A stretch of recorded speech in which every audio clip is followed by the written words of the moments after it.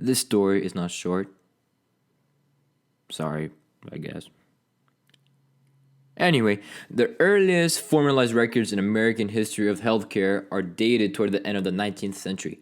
The Industrial Revolution brought steel mill jobs to many U.S. cities, but the dangerous nature of the work led to more and more workplace injuries. As unions developed, unions have realized the need of medical attention for injuries in factories, along with various illnesses. This is believed to be the first medical care provided by employers that is still used today. The way that employers would provide medical care for their employees would by hiring a doctor to be at the factory at all times with his own little office.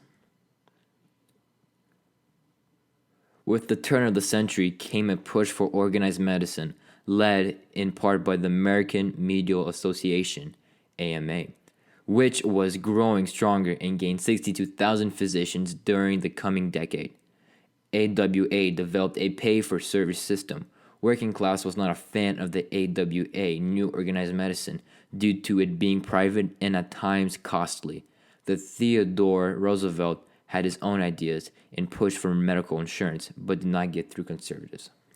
In 1915, the American Association of Labor Legislation, AALL, one of the organizations heavily involved with advancing healthcare, drafted legislations targeting the working class and low-income citizens, including children.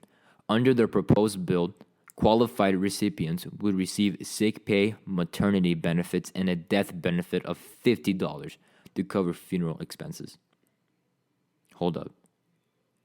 Funerals costed $50? The cost of these benefits would be split between states, employers, and employees. The AWA, American Medical Association, jumped on board supporting the legislation, but due to unpopularity with the public, AWA dissolved and pulled its support away, and the AWA will make a comeback, so don't forget about them. This is the first time emergence of private healthcare, not government-sponsored, appeared. As America broke its isolation policies to support the Allies by adding soldiers to the regular supply of artillery and ammo, the government has sponsored a healthcare insurance, the War Risk Insurance Act, which covered medical servicemen in the event of death or injury. In the roaring 20s, the economy grew rapidly along with the hospitals' and doctors' fees. Seeing that this was becoming an issue, a group of teachers created a program through Baylor's University Hospital where they would agree to prepay for future medical services up to 21 days in advance. The resulting organization was not for profit and only covered hospital services. With the hit of the Great Depression, the 30s saw an emergence of social benefits that emerged with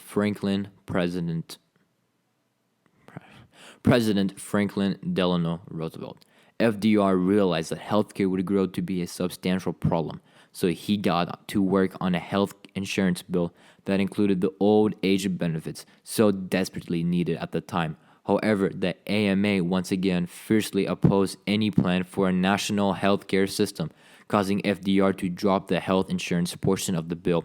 The resulting Social Security Act of 1935 created a system of old age benefits and allowed states to create provisions for the people who were either unemployed or disabled. With America entering the World War II after the attack on Pearl Harbor, essentially all government focus was placed on the war effort, including the Stabilization Act of 1942, which was written to fight inflation by limiting wage increases.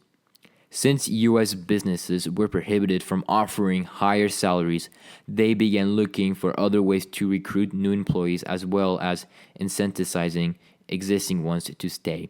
Their solution was the foundation of employer-sponsored health insurance as we know it today. Employees didn't have to pay taxes on their new form of compensation, and they were able to secure health care for themselves and their families. This left out the groups of people who were unemployed or retired. The Wagner-Murray-Dingell Bill was introduced in 1943, proposing universal health care funded through a payroll tax, but faced with intense opposition and eventually drowned in committee.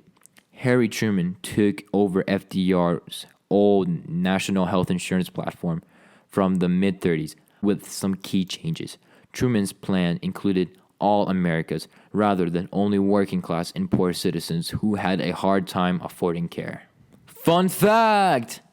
Well, it's not really like fun, it's more like interesting. Interesting fact! Some members of Congress called the Truman Plan socialist and suggested that it came straight out of the Soviet Union, adding fuel to the Red Scare that was already gripping the nation. Nothing new happens insurance-wise in the 50s, but advances in medicine. In 1952, John Salk's team at the University of Pittsburgh created an effective polio vaccine, which was tested nationwide 2 years later and was approved in 1955. And the first organ transplant was performed when Dr. Joseph Murray and Dr. David Hume took a kidney from one man and successfully placed it into his twin brother. More medications are available now to treat a range of diseases, including infections, glaucoma, and arthritis, and new vaccines becoming available to prevent dreaded childhood diseases. So, of course, the prices of hospital care doubled naturally. In the 60s, the government started tracking the national health expenditures, the amount of government money on healthcare, and calculated them as a percentage of gross domestic product of 5% at the time. When John F. Kennedy was sworn in, he wasted no time at all on a healthcare plan for senior citizens, seeing the growing demand, but failed. Red Scare. Sadly, JFK had to end his term a little bit early. Lyndon B. Johnson, JFK vice president, pushed JFK's plan. Johnson's plan focused solely on making sure senior and disabled citizens were still able to access affordable health care, both through physicians and hospitals.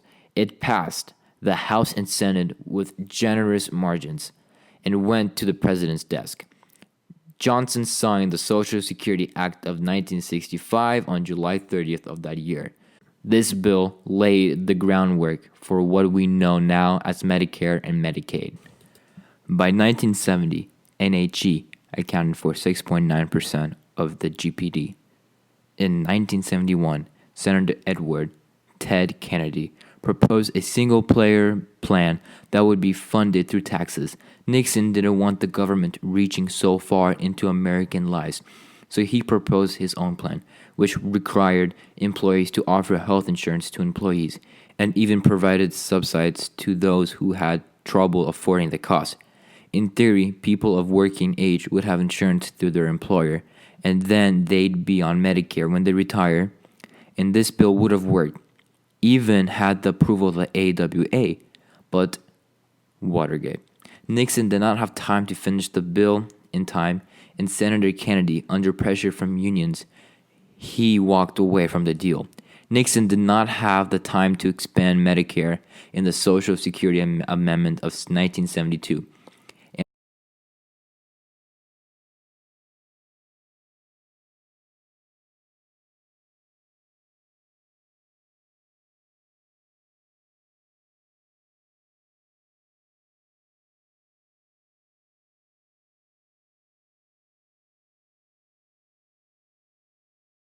By 1980, NHE accounted for 8.9% of the GPD. Under the Reagan administration, 1891 to 1889, regulations loosened across the board and privatization of healthcare became increasingly common. Reagan signed the COBRA Act, which allowed former employees to continue to be enrolled in their previous employer's group health plan, as long as they agreed to pay the full premium, employer's portion plus the employee's contribution. This provided health insurance access to the recently unemployed who might have otherwise had difficulty purchasing private insurance. By 1990, NHE accounted for 12.1% of the GPD. Clinton proposed the Healthcare Security Act of 1993. It proposed many similar ideas to FDR and Nixon's plan, a mix of universal coverage along with respecting the private insurance system that had formed on its own in the absence of legislation. Individuals could purchase insurance through state-based Cooperatives. Companies who not deny anyone based on a pre-existing condition, and employers would be required to offer health insurance to full-time employees. This kept being pushed off by Congress and eventually it was forgotten. But in 1996, Clinton signed the Health Insurance Portability and Accountability Act, HIPAA, which established privacy standards for individuals. The final health care contribution from the Clinton administration was part of the Balanced Budget Act of 1997. It was called the Children's Health Insurance Program.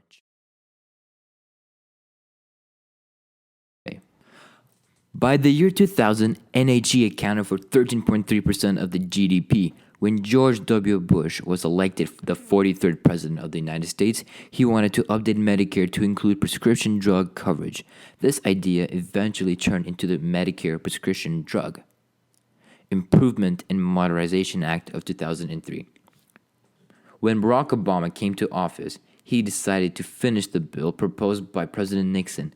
The bill mandated that applicable large employers provide health insurance in addition to requiring that all Americans carry health insurance, even if their employer didn't offer it.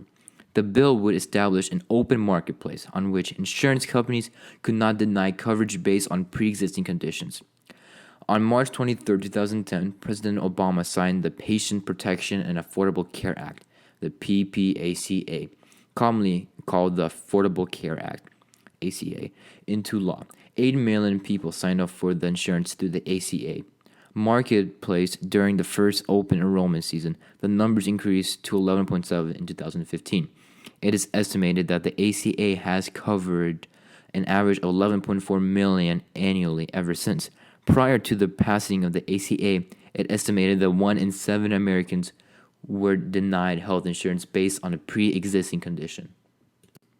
Now the NHE was 17.8% of the GDP. And Donald Trump didn't really do anything, which kind of cuts my workout. What am I missing? Oh yeah, citations. There you go. Jeffrey, good grades only.